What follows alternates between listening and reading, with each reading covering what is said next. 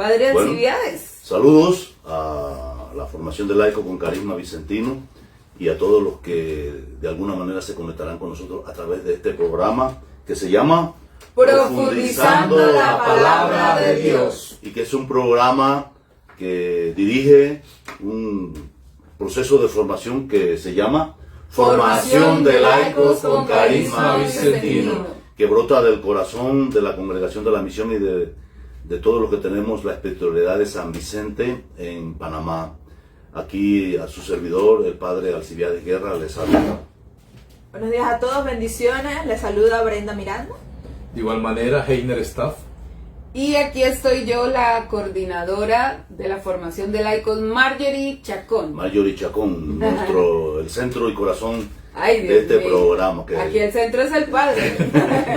No Sí. le creas, no le creas. Sí, nuestro programa de formación es en línea, pero también tiene sus espacios presenciales, como ya todos ustedes saben.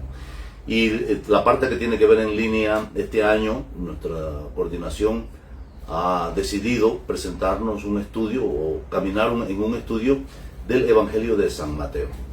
Es el primer evangelio que aparece en la Sagrada Escritura. Este año la liturgia de la Iglesia, ciclo A, en el tiempo ordinario está leyendo el Evangelio de San Mateo, lo vamos a leer completamente durante el año. Pero nosotros acá también, por una coincidencia del Espíritu Santo, nos preparamos para que este año hagamos este estudio.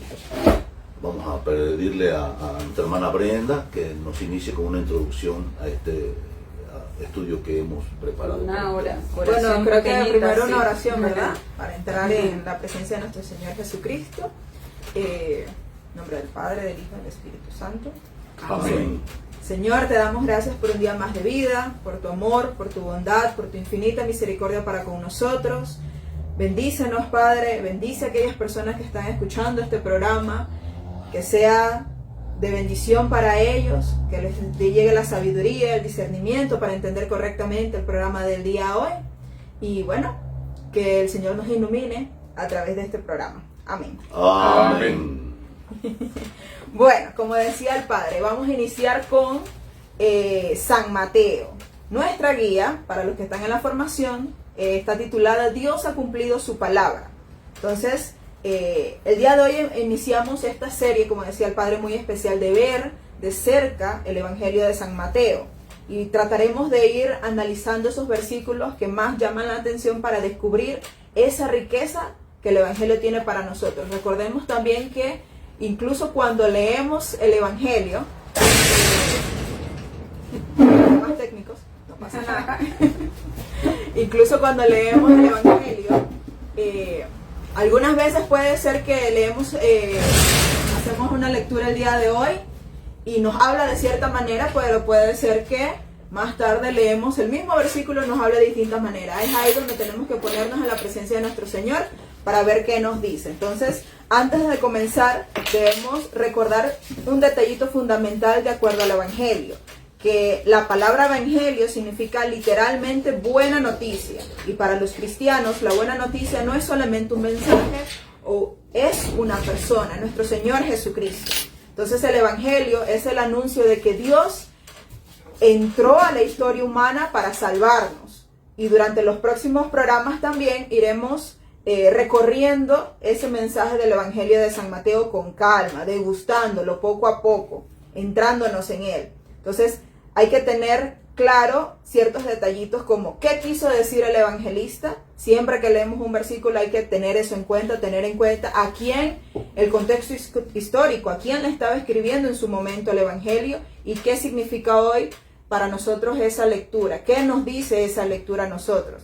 Entonces vamos a ir poco a poco, sobre todo hoy con el capítulo 1 y 2 de San Mateo, que nos presentan esos orígenes del nacimiento de Jesús y nos habla sobre la promesa hecha por Dios, la historia del pueblo de Israel, las profecías del Antiguo Testamento y cómo se cumplen, como dice el título de la guía.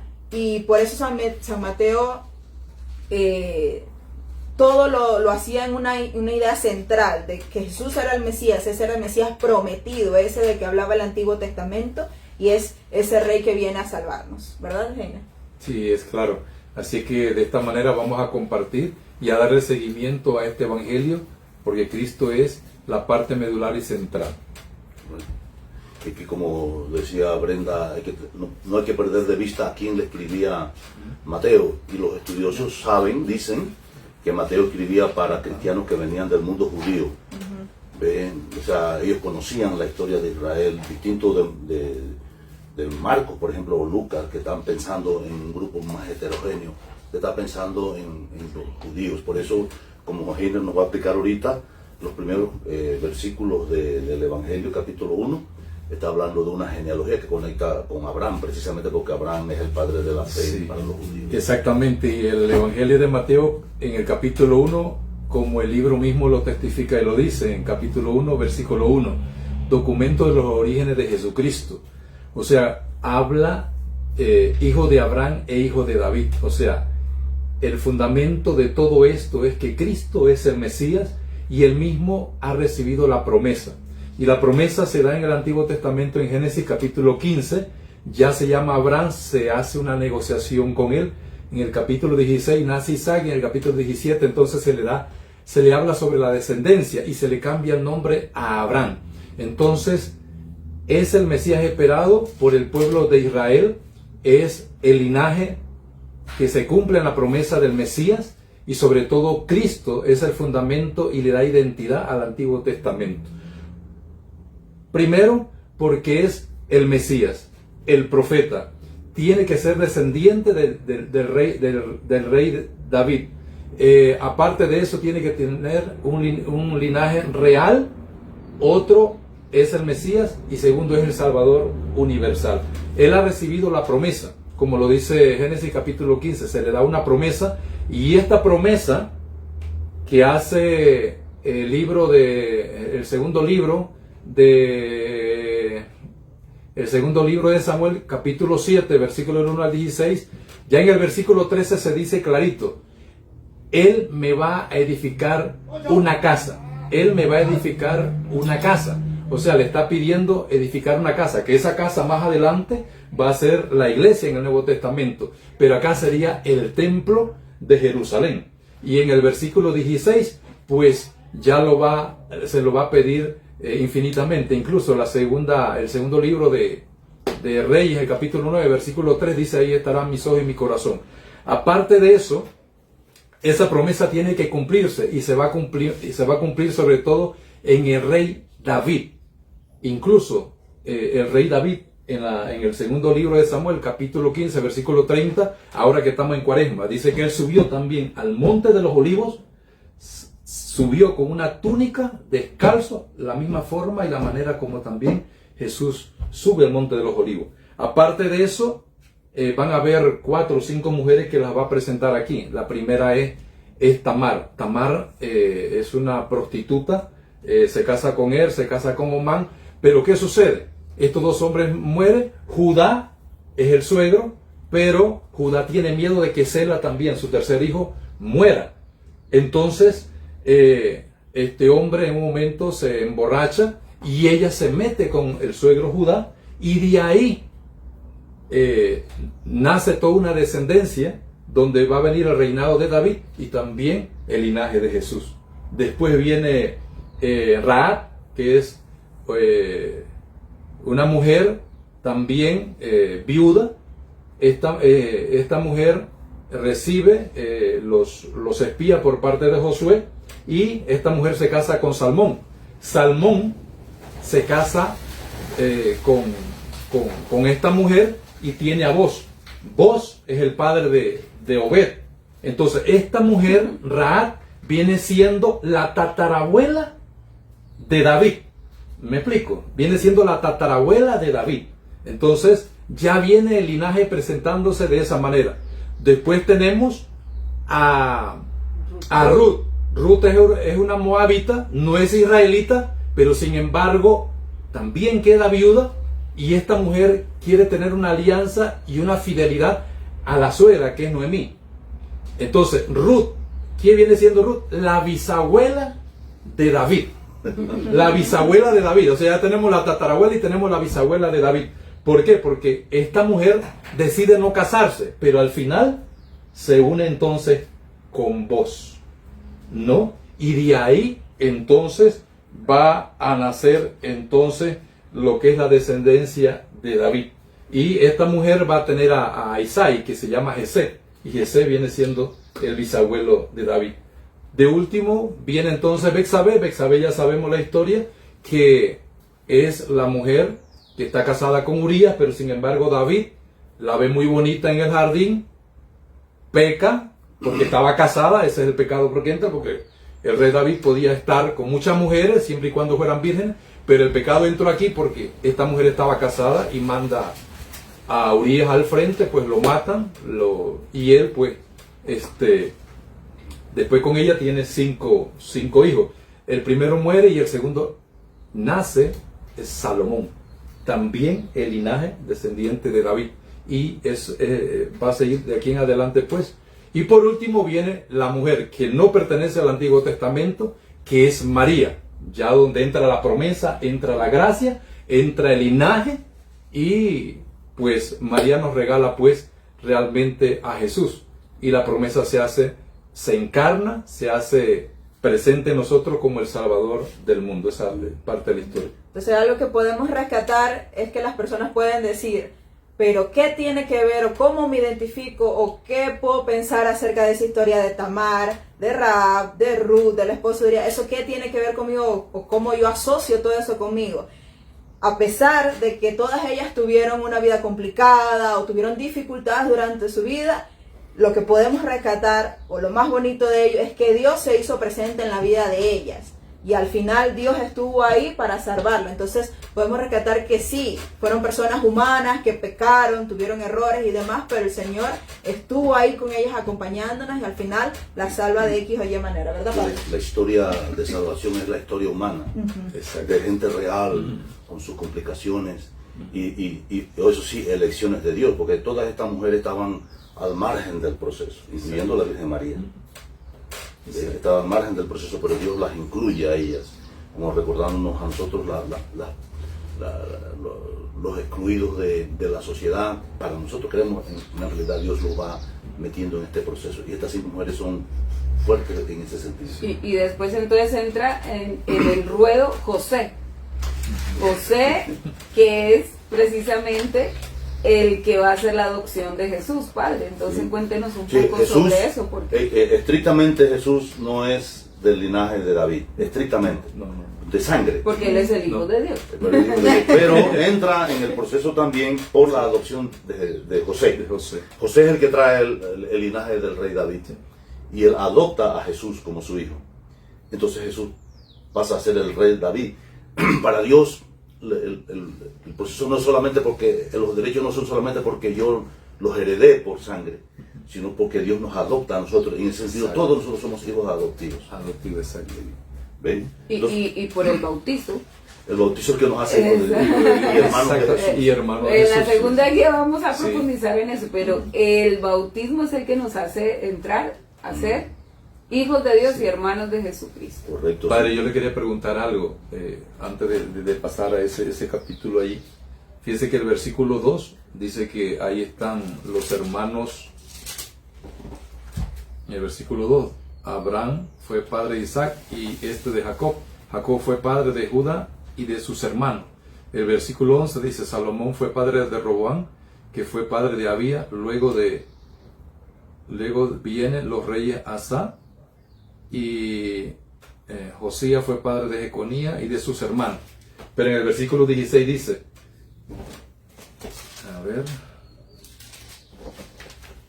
el versículo 16 dice, Jacob fue padre de José, esposo de María, de la que nació Jesucristo, pero no dice de sus hermanos. Jesús no tenía hermanos allí en la genealogía. Siempre mencionan los hermanos cuando hay. Pero Jesús no los tiene. Jesús no menciona hermanos. No lo menciona. Es un detalle que siempre es bueno saberlo, ¿no? Sí, porque no lo menciona, o sea que lo que se diga después es asunto... Es invento de la gente. Es invento. Cuento. Bueno, una de las tareas de José es ponerle nombre a Jesús. Y tú le pondrás el nombre del hijo José, el ángel a José, porque José estaba pensando, dice el versículo 20, dejar a María cuando un ángel se le apareció y le dijo, no tengas ningún reparo en recibir en tu casa a María, tu mujer, pues el hijo que está concebido viene del Espíritu Santo. Dará a luz un hijo y tú le pondrás el nombre de Jesús, porque él salvará a su pueblo de sus pecados. La tarea de Jesús está en su nombre. O sea, se agarra el nombre para expresar la tarea de Jesús. Lo importante no es el nombre, sino la tarea. En el Antiguo Testamento decían que su nombre será Emmanuel, porque era Dios con nosotros. Pero todo ello, lo que Mateo nos está diciendo es que son las tareas que Jesús viene a realizar, y la principalísima tarea que significa en el nombre de Jesús es que Él nos salva a nosotros. Pero también Dios está aquí con nosotros. Él no es un hombre cualquiera, sino Dios está con nosotros. Y hablando en el capítulo 2, que pertenece a esta guía, también Jesús nació en Belén para cumplimiento de las promesas, porque Belén era la tierra del rey David. Y vos cuando se casa con Ruth, dice que se casó y era de Belén. O sea que ya hay una... Sí. Los reyes venían de Belén, Sí, la ya, tierra. ya hay Bueno, una- yo soy de Belén, pero... y Belén significa casa del pan en hebreo, imagínense. Exactamente. De Belén Sí. sale el pan que nos da la vida, ¿no? Significa casa del pan, literalmente. Y es muy significativo cuando presentamos que Jesús dirá más adelante: yo soy el pan de vida. Además, como dijimos, Belén era la ciudad del rey David. Otro elemento importante que Mateo recoge son los magos que vinieron de Oriente para adorar a Jesucristo. La adoración, se le adora, ellos lo adoran como rey. Andaba preguntando dónde está el rey de los judíos, y los magos presentan algo muy importante: representan a los pueblos lejanos, a toda la humanidad. Porque a pesar de que Mateo se centra en el mundo hebreo, de todas maneras, esa salvación para toda la humanidad significa salvación católica, universal significa. Universal. Muy bien. Yo pienso que quizá podamos pasar a la otra guía, porque se nos va avanzando el tiempo. No sé. Perdón. Sí. No, Conclusión, mire, sí. ¿qué pasó? Bueno, más que una conclusión, es quizá una observación, y es el título de la guía. Dice: Dios ha cumplido su palabra, ¿no? Y este es como un llamado a reflexionar de todos. Porque primero, pues, cuando uno escucha a Dios ha cumplido su palabra, uno se siente con esperanza, ¿no? Porque quiere decir que de verdad Dios cumple su palabra. Pero la pregunta sería si de verdad nosotros confiamos en eso y confiamos en la palabra de Dios. Pero aún más allá, la pregunta sería: ¿nosotros realmente conocemos la palabra de Dios? Ustedes saben, Padre Heiner y Brenda y todos los que nos escuchan, que cuando nosotros empezamos a estudiar aquí, por ejemplo, el Evangelio de Mateo, lo que Dios nos está diciendo, entonces uno empieza a encontrar una profundidad allí de las promesas. Pero ¿cómo yo voy a tener mi fe fortalecida si yo no conozco la palabra de Dios? O sea que esta es una invitación a que nosotros, ante la duda, la manera de iluminar de verdad nuestra mente y nuestro corazón es estudiando la palabra de Dios. Porque si nosotros no estudiamos la palabra de Dios, no vamos a conocer las promesas de Dios, por lo tanto nuestra fe va a ser débil. Y vamos a tener nosotros siempre esa oscuridad en nuestro camino. Pero Jesús dice: yo soy el camino, yo soy la verdad y yo soy la vida. Pero ¿cómo nosotros vamos a descubrir eso? Escuchando las palabras de Jesús. ¿Y cómo lo hacemos? Pues precisamente leyendo la Biblia, y siempre guiados por la Iglesia Católica, y siempre guiados por una lectura lo más transparente, entre comillas, posible, y menos ideologizada, que nos permita a nosotros entender qué quiere decir la palabra de Dios, porque de verdad necesitamos que nos la explique. Entonces hay que conocer la palabra para poder saber y conocer la verdad y reconocer el camino que Jesús nos está presentando. Entonces vamos a entrar a la segunda guía. Voy, antes de que vaya. Voy. Quiero rescatar que muchas veces las personas dicen: ay, pero no se habla mucho de José, o no se menciona mucho a José. Y siento yo que una de las mayores virtudes que podemos sacar de José es que él guardó silencio. Él aprendió a escuchar a Dios y a escuchar la voluntad de Dios. Entonces algunas veces debemos, cuando así como dice Marjorie, ante la duda, ante las cosas que tenemos, guardemos silencio, hermanos. Aprendamos a escuchar a nuestro Señor Jesucristo, a ver qué nos dice Él, cuál es su voluntad, y aprender también a obedecer como hizo José. Muchas gracias. Muy Brenda. bien. Muy bien, muy bien. Después de toda esta presentación que Mateo hace de Jesús para certificar que Él es el descendiente del rey David, entonces empieza Jesús pronto a manifestarse ya, porque ya narramos la creación, el nacimiento, y ahora ya Jesús está grande en el Evangelio de Mateo en el capítulo 3. El capítulo 3, 3 y 4 de esta guía que se llama Bautízame tú a mí, Señor.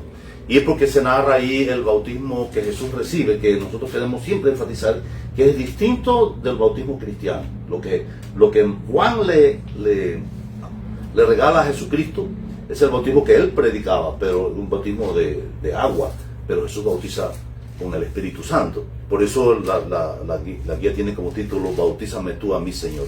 Pero antes de que Jesús fuera bautizado, se narra en el Evangelio la predicación de Juan. Dice por 3:1, por aquellos días apareció Juan el Bautista predicando en el desierto de Judea y diciendo, convértanse porque está cerca el reino de Dios. Y se le presenta como la voz del profeta que viene a preparar el camino del Señor. Entonces, esa predicación de Juan Bautista, el bautismo de Jesús y las tentaciones del desierto son más o menos el centro de esta guía, ¿no? Debemos comprender una idea central en la mentalidad bíblica. Primero, en la Biblia nadie se adjudica un ministerio por sí mismo, siempre son enviados.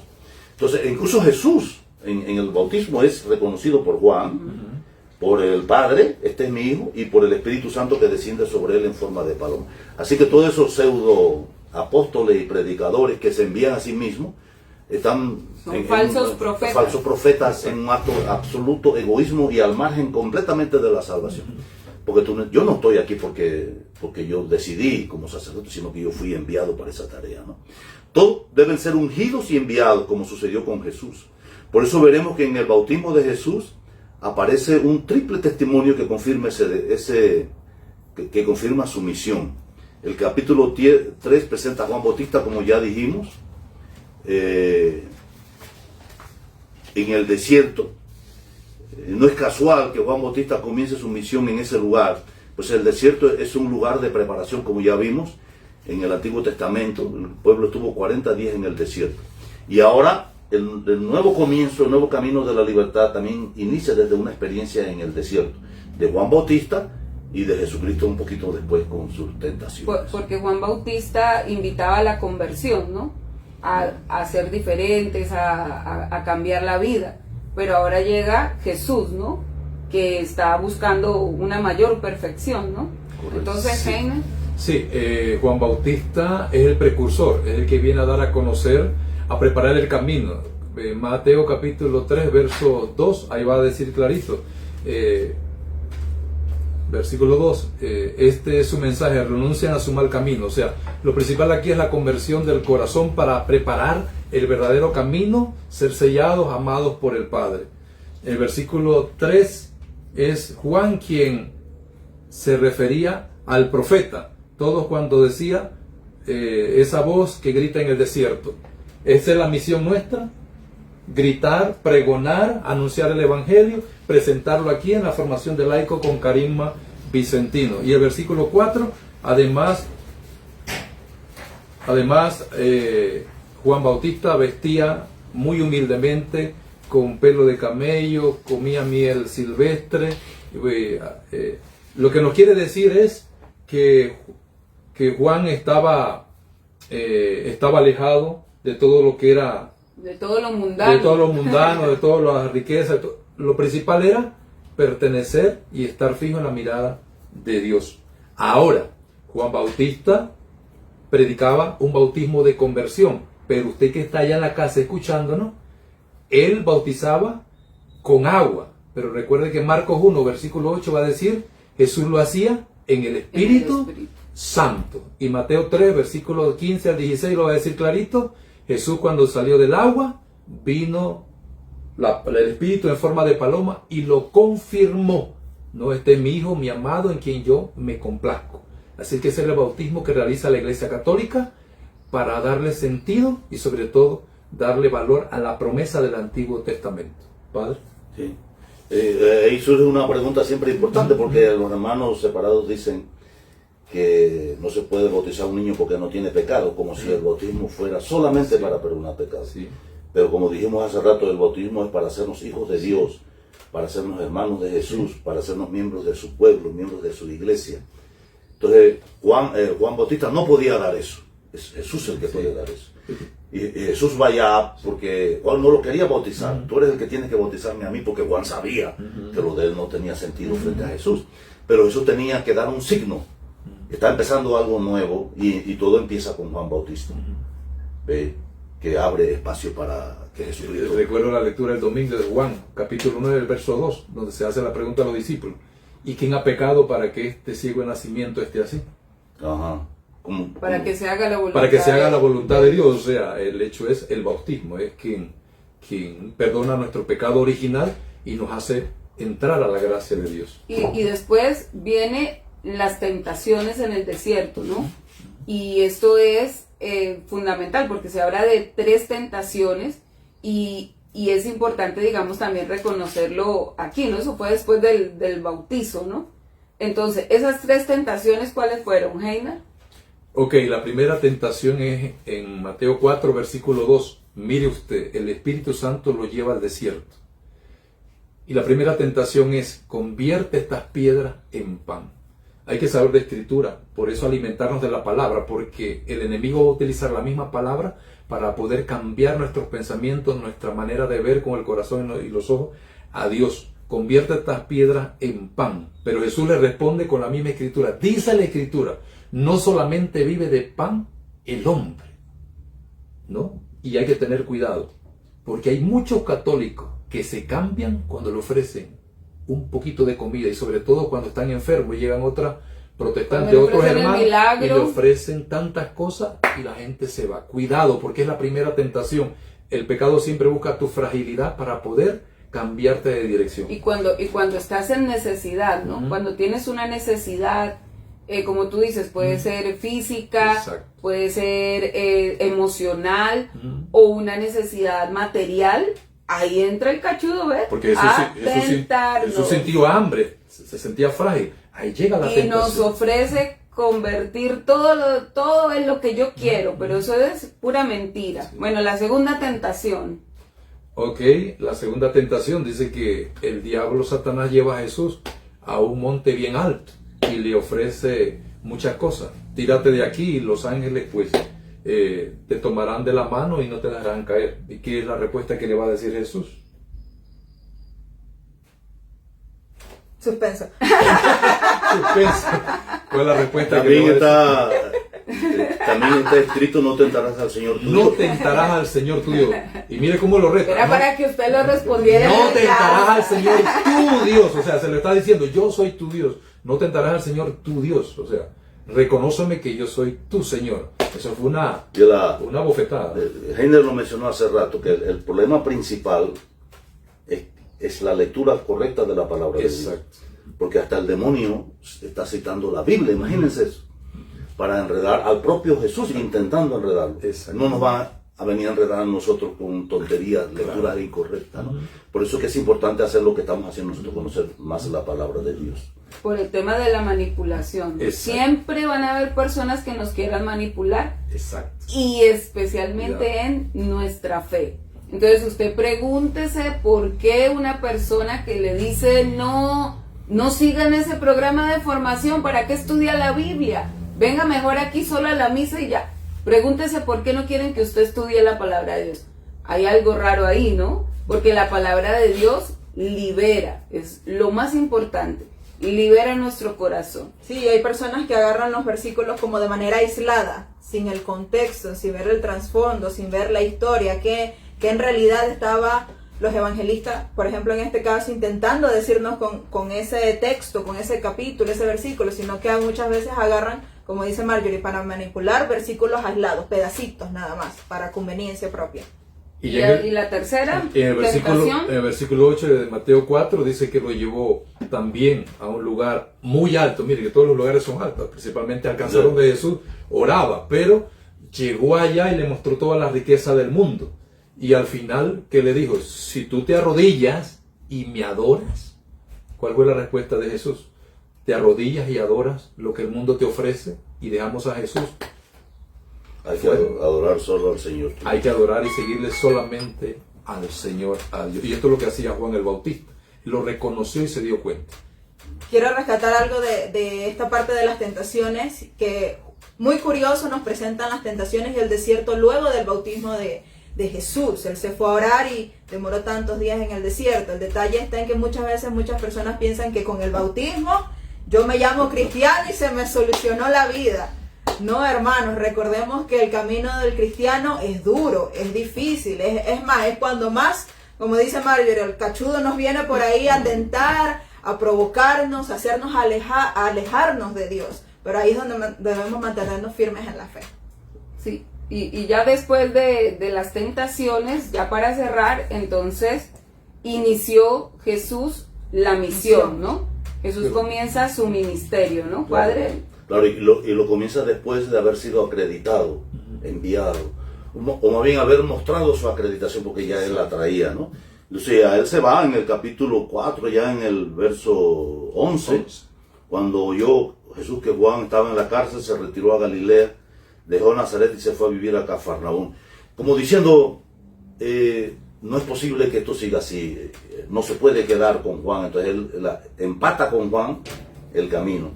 Siempre hay alguien que recoge la bandera, y en este caso Jesucristo retomó la bandera, aunque él era el principal, pero solamente después del actuar de Juan es que él empieza a hacer, aunque Juan está en la cárcel todavía, el otro evangelista manda a hacer preguntas y todo eso.